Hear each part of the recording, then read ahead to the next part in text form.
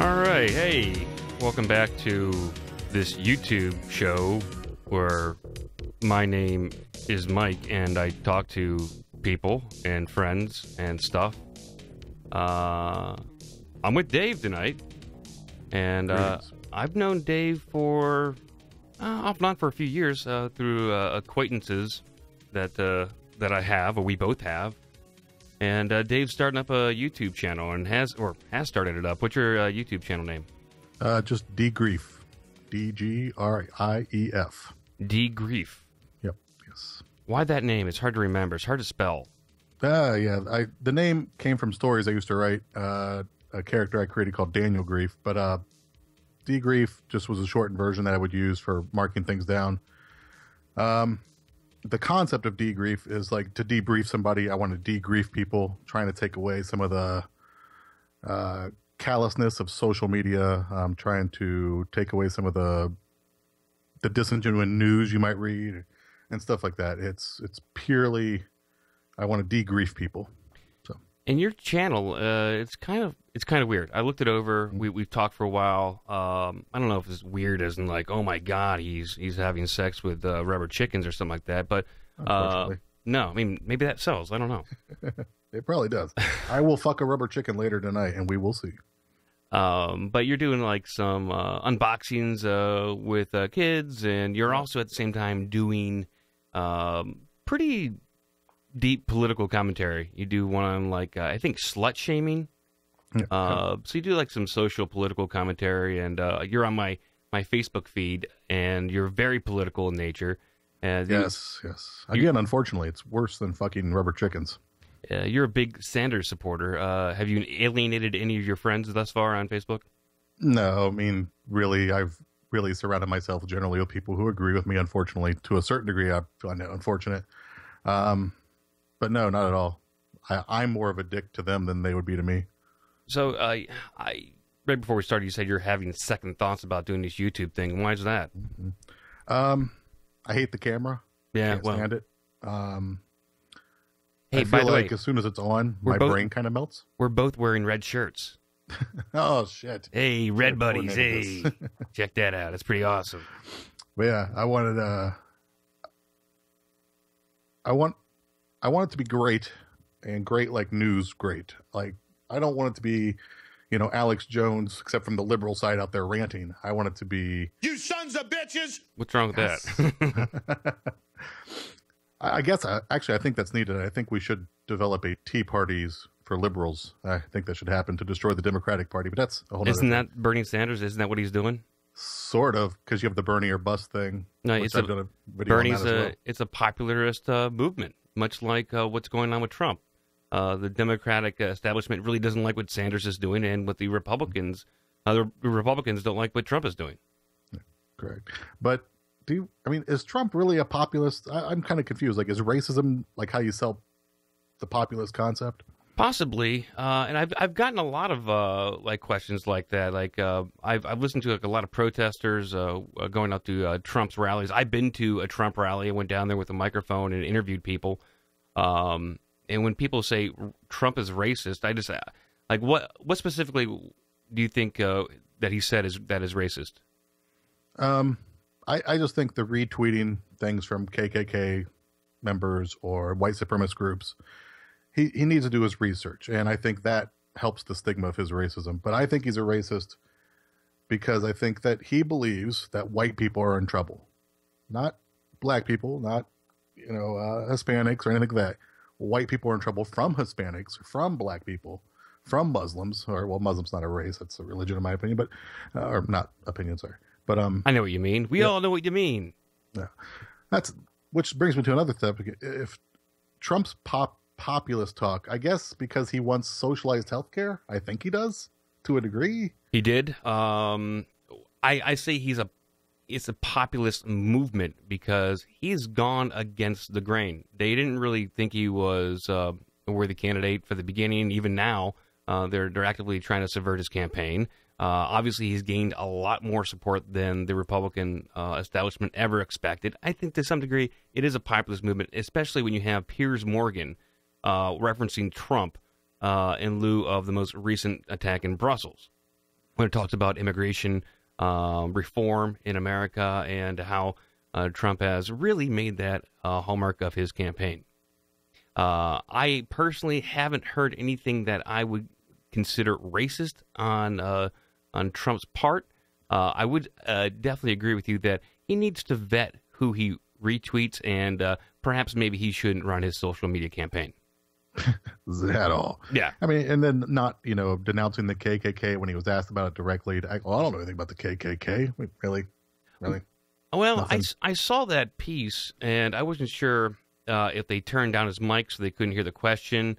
I think I don't know. There's some nice media tactics that the reporters can do, and I think the reporters on both sides of both left and right don't like Sanders. They don't like Trump, and they treat him like shit because they're not buying media time. Trump is not spending money for advertisements, so the networks don't like him, and Sanders isn't doing that very much either. So basically, I think the media is saying, look, if you're not spending money advertising on our networks, we're not going to give you any favorable reporting at all. See, I think they give Trump very favorable reporting. They don't vet him, in my opinion, 99% of the time. The KKK one was one where he tried to get him, but they don't vet him. They let him just say whatever mindless rhetoric that comes out of his mouth, and they're like, okay. And that's what they do with Hillary, and they do the same thing with people who are rich like them. So I don't feel that there's a bias towards Trump. There is towards Bernie, in my opinion, because he is coming after the rich. And so therefore I think that him saying it's time for you to pay your fair share, the media is rich. They have the power. They don't want to lose their power. And if we take away some of their money, they might lose a little bit of their power or their advertising influence. And plus, old media is dying, in my opinion. This is the new media, and this will do far better in vetting politicians and calling them out on their bullshit, because we're turning into a facts-based society. And Trump, they don't vet because they don't care about facts. They care about entertainment. I think, in my opinion, Trump is succeeding in the polls because it's a fuck you to the establishment in general. I think people were tired of Bush. He got back in. They voted for Obama. And I think largely, I'm speaking for myself, kind of disappointed in his presidency thus far. The foreign policy is really not that much different than what we've had under Bush. It's just Correct. A lot more covert operations. You had Clinton running the State Department, and she very proudly proclaimed and very happy that she brought down Gaddafi, which is very troubling to me when you see a world leader laughing and joking about the death of another world leader who, Gaddafi, by the way, was playing ball with the U.S., and we totally fucked him. Oh, the worst thing we did was to the Libyan people, causing a power vacuum that has now let a terrorist group take over. But I don't think that my apologies. That's fine. I'm not cutting any of this out anyways. Oh, really? I'm a man. Damn. Be embarrassed in front of everyone. I'm a man. But no, I don't think that allowing somebody like Hillary to even speak without being vetted about those kind of issues, what she did to Libya. I do agree that they don't vet her, but I also think Obama is the best president in our lifetime, but the bar is really damn low. And that's the problem. I don't think he's a good president at all. I actually agree with you. His foreign policy is a disaster. And the fact that it is just Bush on super drones. It's Bush Light, which is a horrible beer. But I don't, and I do think Obama and Hillary for Libya, I think they're war criminals, and I think people are tired of war criminal presidents. But hiring Trump is not going to solve the war criminal president thing, and I think he's populist in the sense that he speaks about protecting us, and people want to be coddled and protected, and otherwise I don't see it as populist. I don't think Americans, when they're asked about social issues like racism, bigotry, only about 20% will answer honestly and say they're racist or say that they, would prefer, no Muslims in the country at all. But then I've seen reports recently actually changing that to about 40% of Americans say, yeah, close off the border to Muslims. And this includes Democrats as well.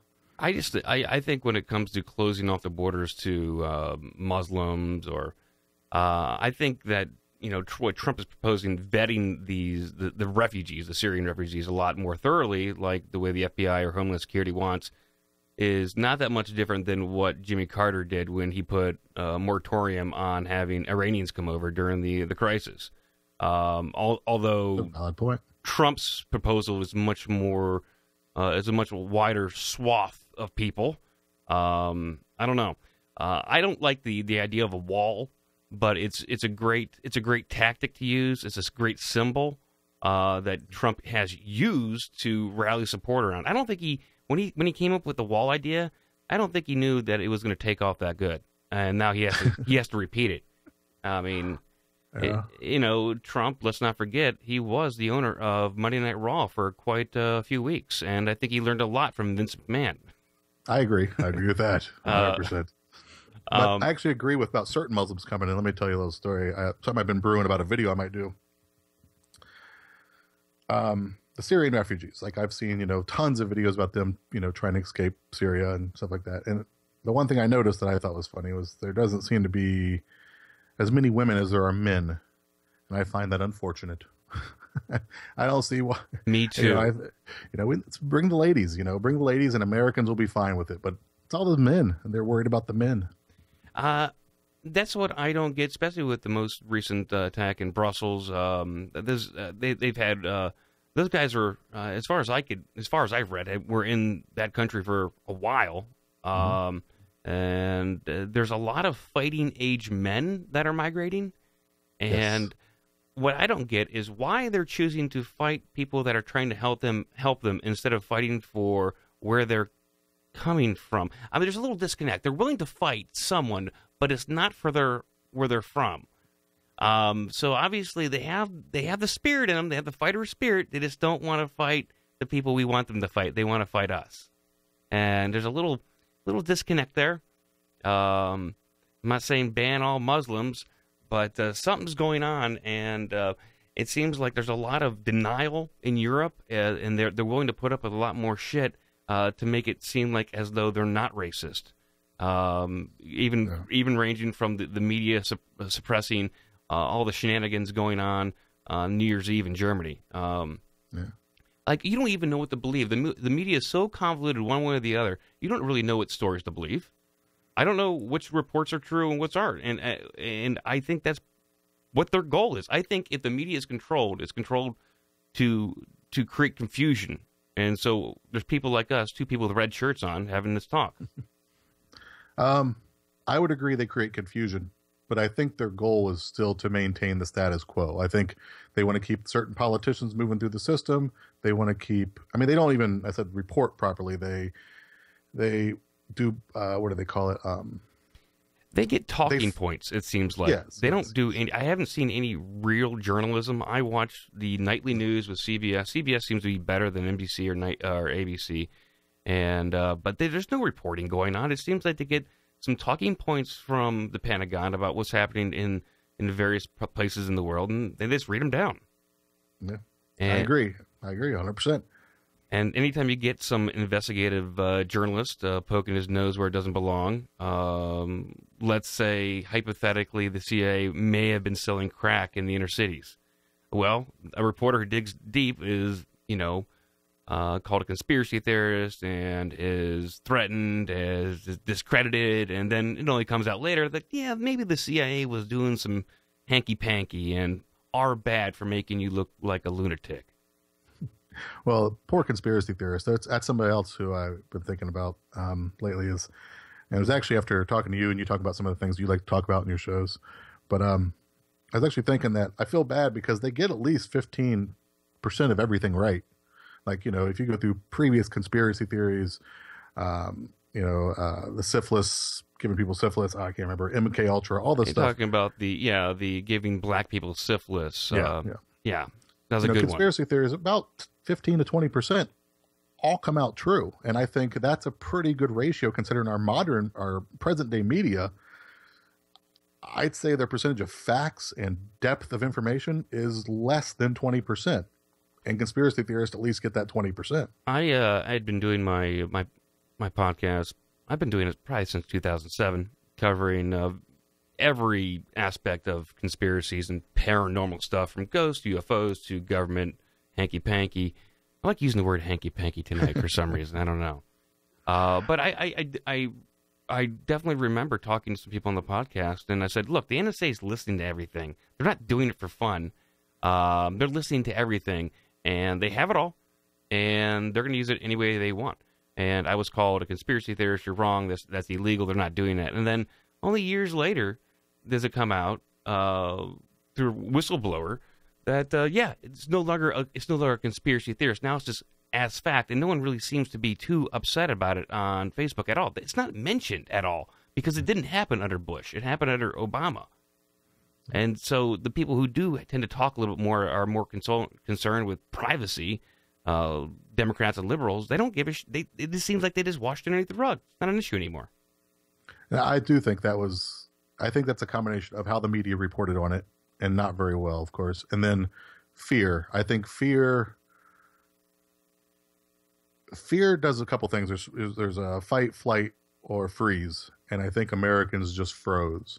And I think they were like, holy shit, it is like 1984. Holy shit, it is bigger than we imagined. And what are we going to do about it? They felt helpless. So fear and helplessness just buckled them. And truthfully, if we're looking at statistics, terrorism is not a huge, huge percentage of death in America. No. So what is the NSA for? Is it to keep information from getting out? Is it to protect corporate secrets from leaving the U.S.? Or is it to basically blackmail everybody into doing whatever the hell they want? There's only a few realistic scenarios.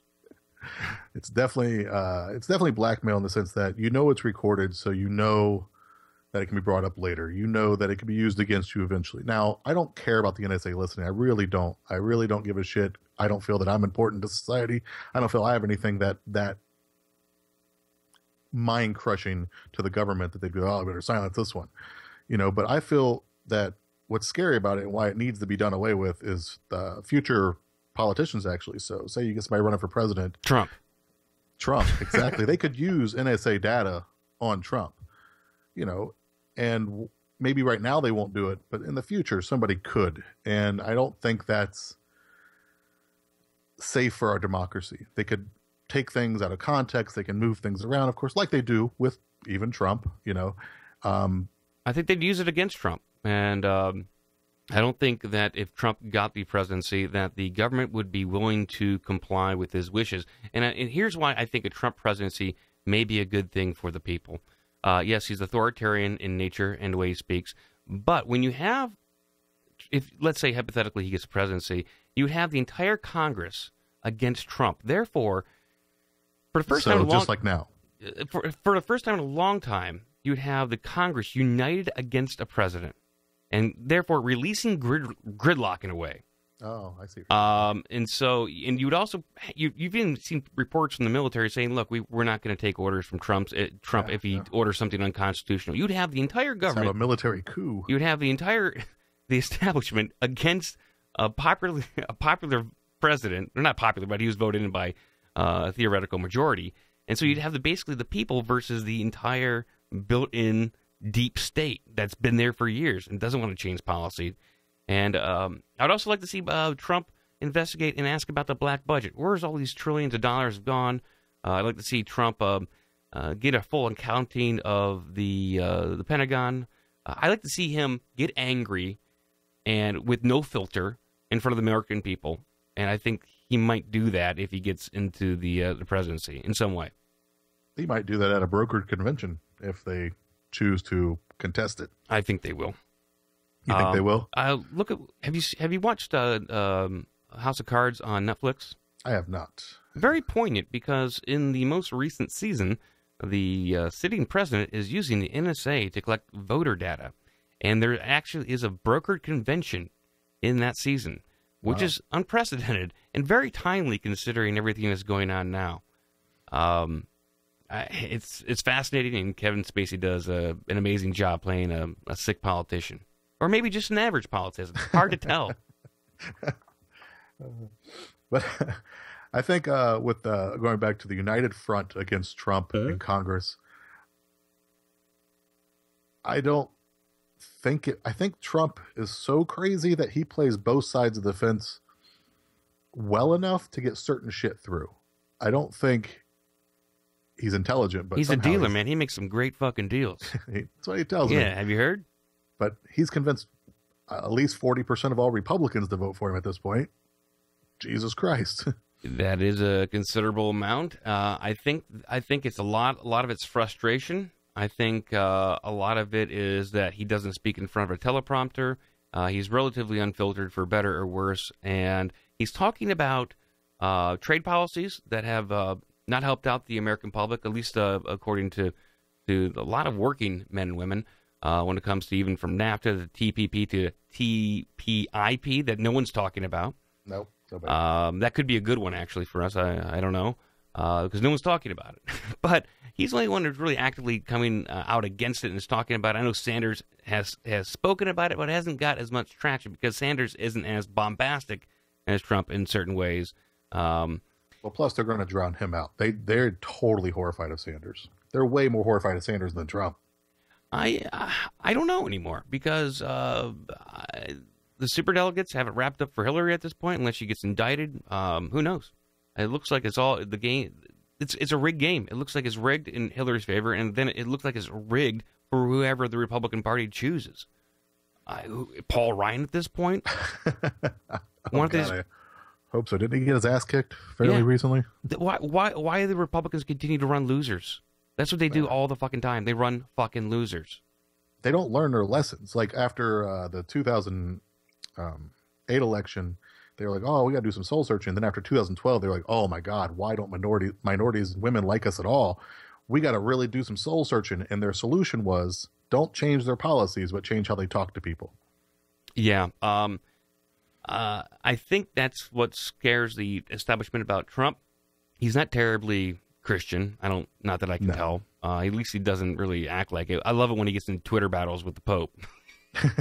No, it's fucking fantastic. I like the chaos. That's why I'm attracted to it. I'm attracted to the chaos. I'm attracted to just upheaving what is considered the status quo. For better or worse, we'll deal with it later. I think the quicker we can hasten people's observance of how rigged the system is, the better. That's why I was kind of hoping Obama wouldn't get in, and so we could just have McCain step in and realize it's all bad. We got to just do a total 180 in some way. I think it's got to healing through chaos. I think it's got to get completely insane before people actually start to care again. I think they're caring this election.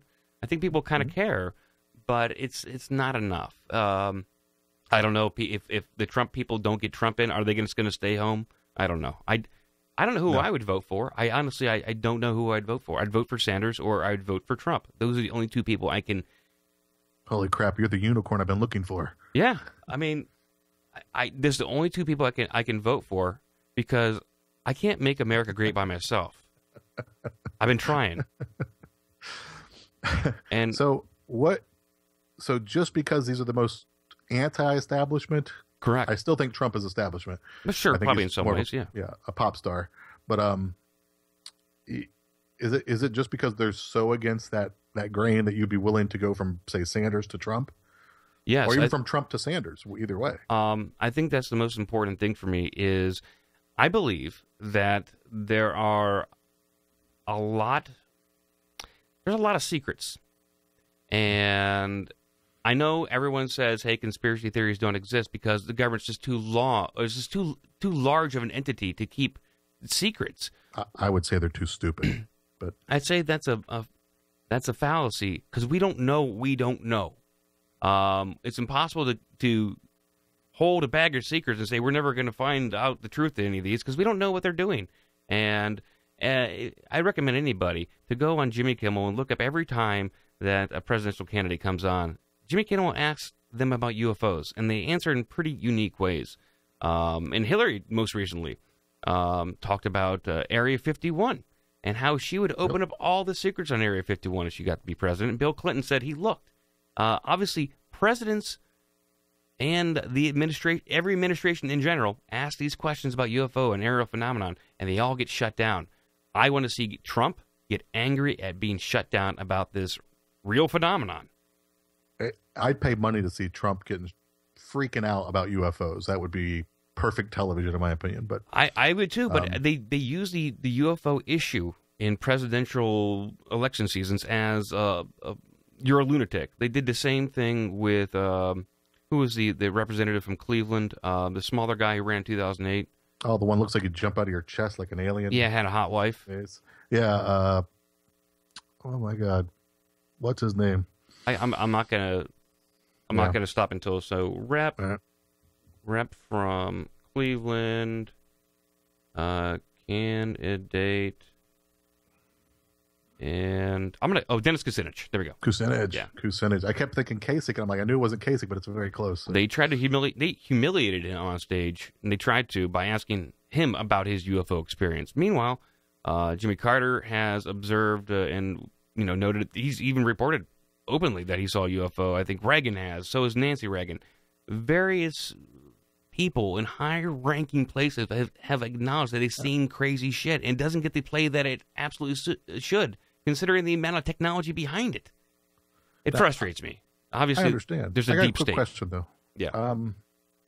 With the UFO thing, just using that as an example, I don't think they'd want to come here. I don't think we're that impressive, and I think the UFO thing is kind of like God in the sense that we assume we're so special that something must want to know about us, or something must want to be near us, or things like that. So I believe there's other life out there because the universe is, endless to us. There's got to be other life, but them coming here just seems, what a shit place to choose. If they had the technology already to fly around space like that, and B, or time travel, whichever one is going to be, but it just seems.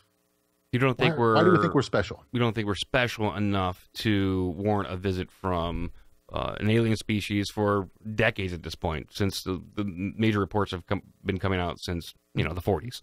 I guess my question, I don't think humans. I think humans want them to visit. I think I would like to have one visit. That'd be great, but I don't think they've been here.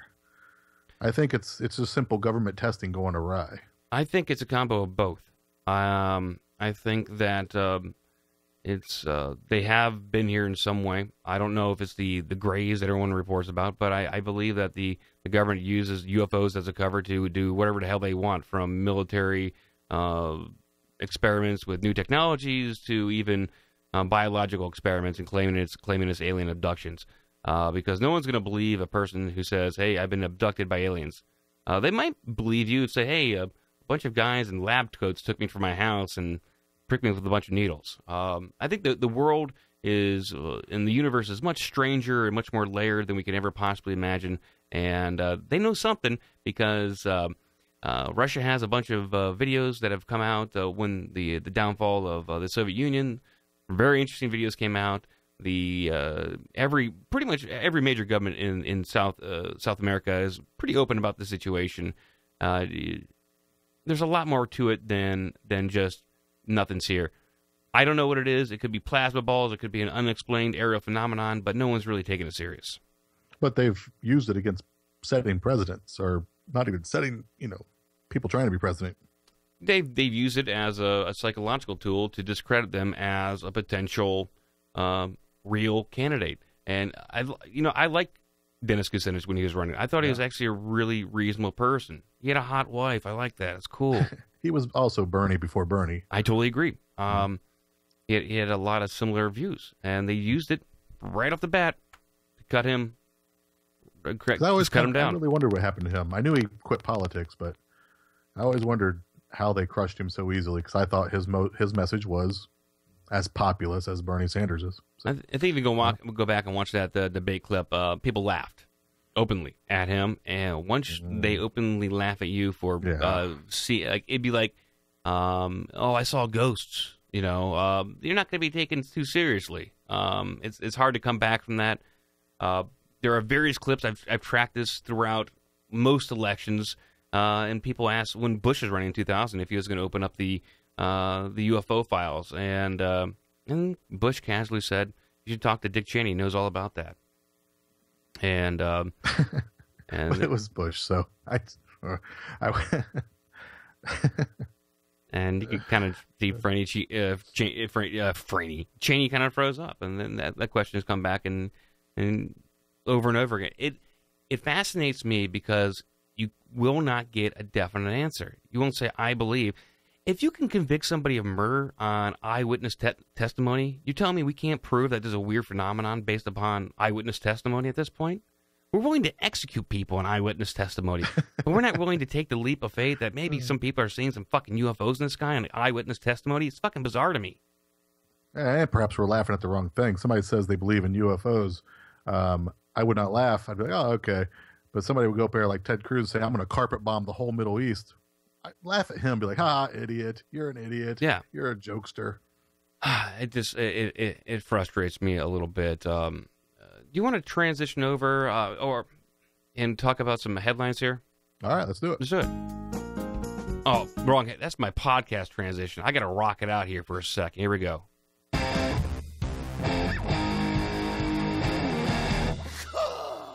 I'm a man. All right. How you feeling about this show, Dave? I think we're doing a pretty good job.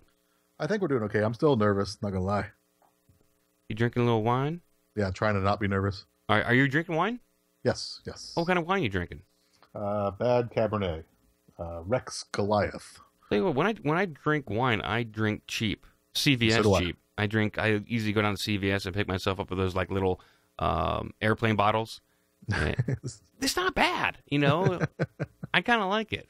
I'm not too much of a stickler, although recently I have been drinking Royal Crown Northern Rye whiskey. It comes in like a white box, looks fucking super nice. I've been chugging that shit. You're way tougher than me, sir. But it's good. It's actually got a smooth taste. Drop some ice cubes in there, and you're ready to party all night on YouTube. Yeah, see, I drink whiskey, and then all the politics come back, but they come back in that I'm not willing to listen to your side of the debate kind of way. Oh, okay. So I don't drink whiskey. Yes. I remember us having, I think, a drunken talk at I think our friend's house. Some drunken evening. I don't know if we got anywhere, but I did enjoy talking to you in person. And obviously, well read. Don't agree with all your views, but I like having these civil talks because I don't often have them. I have friends on my Facebook who basically say, if you believe in conspiracy theories, I want you to die. That's what they say to me. That's the right answer, of course. I guess so. I think if Trump got president, he might actually make that an executive order. I don't know, because Trump has before we get to the news, but Trump has said he will let us know who really knocked down those Twin Towers, meaning that he would I think what he meant is that he will release the 28 pages from the 9/11 Commission. They're not gonna let him do that. They'll shoot him first. I don't know. There's only speculation what's in those pages, but it looks. The rumor is that the hijackers were pretty well funded from Saudi Arabia. Yes. And pretty openly. Yes. And that's not really a rumor. That's a fact now. But I think the 28 pages pretty much solidify it. And at that point, what was all these wars about? Shouldn't we just be bombing Saudi Arabia at this point? I mean, they're horribly. It's not a friendly country as far as I know. No, they hate everybody. It's they don't like women. They are a faction of ISIS, basically, in the sense that it's the similar version of Islam that they hold true to. Yeah, they're good friends. We gave them a lot of good oil technology. Yep. All right, on to some more fun news. Yeah, here's the headline here. In Syria, militias armed by the Pentagon fight those armed by the CIA. Oh, my God, I saw that earlier today. That's a great one. L.A. Times. This comes from the L.A. Times, and one of the few newspapers that actually does some journalism anymore. Oh, my God. So we're actually, this is not unheard of. We do this all the time. We did the same thing, I believe, with Iran versus, is Iran? Iran. But people in the know say Iran, and they also say Iraq. You listen to State Department briefings, they'll say Iran and Iraq sometimes, depending on the mood. But we funded, I think... They're right. Ignore me. I don't know. I'm an Iran, I don't know. But I think it sounds more euphonious. But I think during the 80s, we funded both sides of that conflict, too. Yes, we did. That worked out. Yeah, I mean, it just rings to me like back during the housing collapse, Citigroup was selling bad mortgages to themselves by accident. They were selling it to another company. It turned out to be a company they owned. So they were selling the dirty mortgages back to themselves. And that's what this always rings of. Like it's that whole like that's why people have trouble believing in conspiracy theories, because they think it's done out of stupidity, not done out of, kind of picking winners and losers and playing chess. So I think that is where you get the the government is fighting each other because they're stupid, instead of the government's fighting each other because they're using both sides of the same, to manipulate things they want. I think a conspiracy theory has to be a good business model. If someone's not making money, it's not a good conspiracy. And so they're selling to both sides somehow, and much like the Iron Man movie, if you recall, where they're in Iron Man, they were selling to both sides, and that's what upset Tony Stark. He found that out, and they tried to kill him. But now they're just kind of openly saying, yeah, we're funding everybody. We're just basically dropping arms and hoping they just take care of themselves. But I suspect that we're funding these groups to battle Russia in some way. Man, to fight, not this again. We can't fight Russia with Middle Eastern Muslim. No, we can't do it. Afghanistan, come on. It worked once, so I think that's what. Well, we did get Rambo 3 out of it, so life's okay. Hey, hell yeah, dude. It's just so I just kind of wonder, who is running this stuff? Does this have executive approval? Who signed off on this? I think no. Who is this the kind of, in the next debate, is this the kind of State Department we can expect from Hillary Clinton or even Ted Cruz? Yes. I think so. I think Ted Cruz might be a little bit more overt, but he's a dirty Canadian. I don't know what I can't trust him. A religious dirty Canadian. Oh my God. And that makes him even worse. Yes. Even worse. Okay, another headline here. Nurse who photographed patient's genitals surrenders license. Oh, wow. She's in trouble for doing that? A nurse who photographed patient's genitals surrenders her license. I didn't realize nurses had to be licensed. I could just apply. Really? Yeah, I mean, nurses. Not like nurses' assistants or what do they call them? I have the audio if you want to hear it. Yeah. Here's the audio. Surrendering her license after she was convicted of taking photos of unconscious patients' private parts. No harm, no foul. 27-year-old Kristen Johnson worked at Upstate University Hospital in Syracuse. I'm telling you what, she's not bad looking either. Oh, no, she's attractive. I would let her photo my pee-pee, but I'd be unconscious. I wouldn't even know. I wouldn't know. So what did she do with the photos? Yeah, maybe it's just part of a scavenger hunt. Last year to misdemeanor dissemination of unlawful surveillance photos after police discovered she'd taken photos of 2 unconscious patients' genitals in 2014 and sent them to colleagues. Johnson had faced a felony charge, but the sentence was reduced after she agreed to give up her license. New York State's Board of Regents says Johnson did not contest the charge of moral unfitness in the practice. She also faces 3 years of probation. Interesting. She loves those dick pics. I wonder how monstrous those guys' hogs were. I mean, either they're pathetically puny or giant, and she's like, holy shit, you got to take a look at this guy's cock. He is knocked out. Micro penis. Yeah. Or like, hey, take a look at the guy in room 208. Who? I'm upset that it was only 2. She only did it to 2 people. Come on. I think where there's smoke, there's fire. They only found 2. I think this has been going on for a long time, and she's been getting away with it for a long time. This is something that you practice. You just don't start doing this at work one day. You got to kind of work up to doing it at work. She's probably taking pictures of her boyfriend's dicks while they sleep for years, and she decided to take it up a notch, like serial killers do. Well, think about shenanigans at any job. I think we get this misconception about the medical industry. Like every job I ever had, at least. I mean, there's at least a couple people fucking off all the time doing crazy shit. Yeah. And the medical field's no different. They're still human beings at a job. They do crazy shit. I don't have any problem with it. Nobody got injured. She didn't rape anybody. She didn't molest anybody. And unless she put their name with the cock. Yeah, to be honest, I don't care. If it happened to me, I'd be like, thank you. Thank you for thinking of me so highly that you want to share my wonderfulness with the entire staff. I honestly, I don't think she should lose her license. No. She put a lot of work into that. I'm a very forgiving person. Yeah, it's the same. If you owned a company, though, so you own a company and she comes in for a job and, mark felony or no felony, and she marked that in the box saying, yes, this is what she did. Would you still hire her? So would it just say felony and she'd have to write a description of what she did? Yeah. She's a secret dick pic taker. Yeah. Possibly. That might make for a fun atmosphere.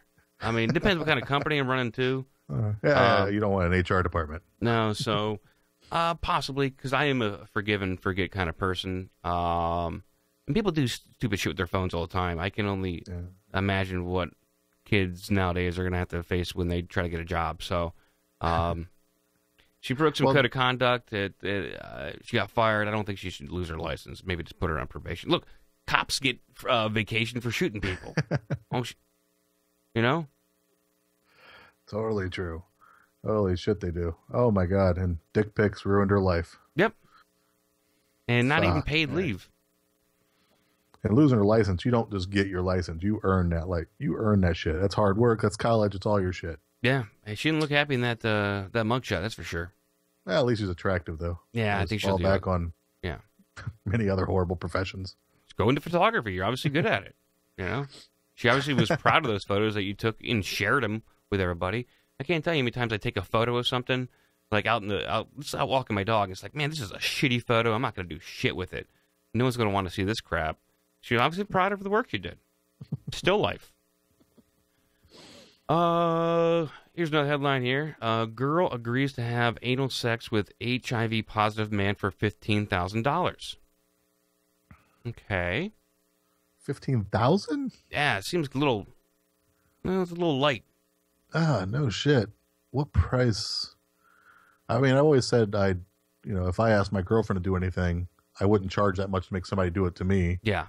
But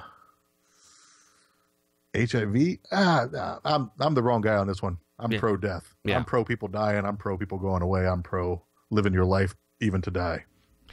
Yeah, it just seems like you get a lot more money for it. If someone's willing to pay you 15, you might as well shoot for 30 at that point. You think they haggled? Yeah, they started. You know what? It's like a pawn shop haggle. You know what? 15. I'll tell you, I can do 30. I'm hoping they haggled actually while naked, ready to go. This cock in hand, how about ready? I got a suitcase full of cash over there. What's it gonna take? This was a conversation between a lady and her supposed HIV positive male friend, and it flooded Twitter not too long ago. According to the chat, the girl does not mind having anal sex and with her HIV positive client who is based in Dubai. Her client, maybe it wasn't her boyfriend, it was just a man. An HIV positive client who lives in Dubai. Interesting. Yeah, Dubai. They don't kill him already in Dubai? I figured that'd be there. I know. Once they found it. Dude, as soon as it hit Twitter, man, this guy's dead anyways. And why would you release this Twitter? And it's got pictures of her face, her name. I can put this in chat if you want to see it. It's from a questionable website. It makes you... I'm not going to send it to you because there's a lot of likeware or faceware, I say. Yeah, it doesn't anything. I'll take your word. I got a quick question before we leave. Okay. So you're a big Sanders supporter. You believe that he's the best candidate for America. Mm-hmm. Would you, to get Sanders elected, would you 69 with your grandmother?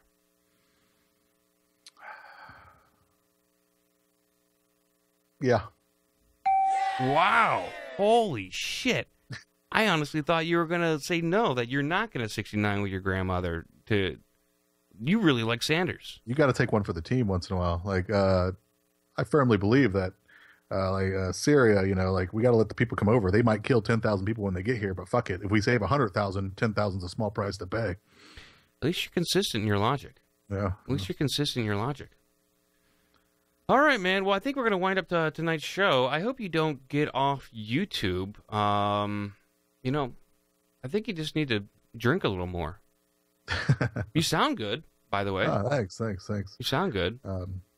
But yeah, I mean, I tried not to do it drunk. It was actually one of the things. Like, well, Dave, why don't you have a few drinks, then do your videos?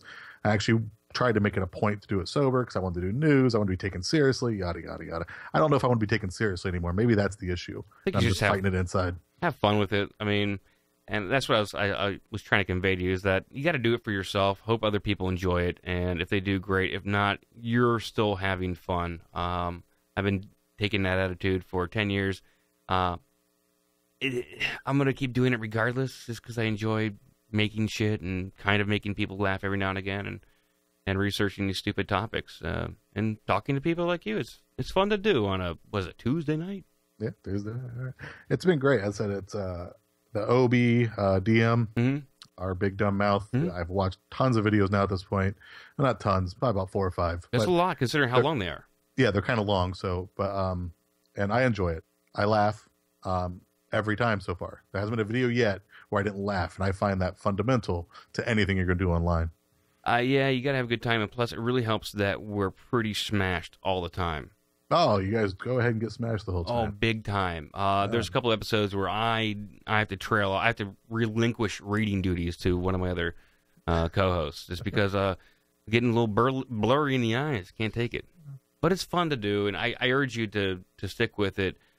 You've come this far. Dave, you got the equipment. Right now, you're battling yourself. You're not battling the technology. You've won that part. You figured out probably the hardest thing is the technology. Now you're just beating yourself, which you can do with alcohol a little bit. Yes.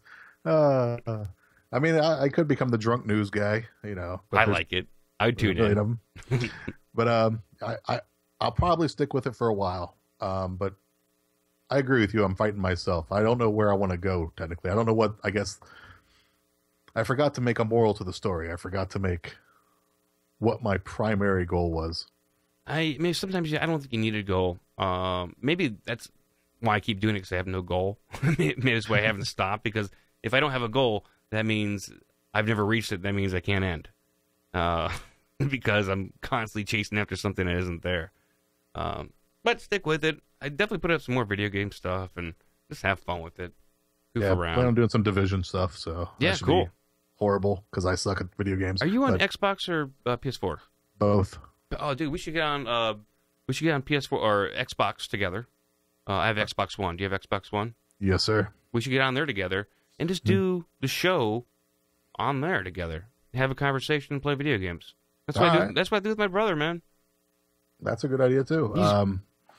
DGriefer. I don't care if anybody knows it. DGriefer is the name. So yeah, DGriefer on YouTube. I'll put the link in the description. I know you're recording, so put up this side on yours. Will do, sir. All right. Well, have a good night, It's been Dave. great. Thank you. I will talk to you soon. All right, brother. Bye. Take care, man.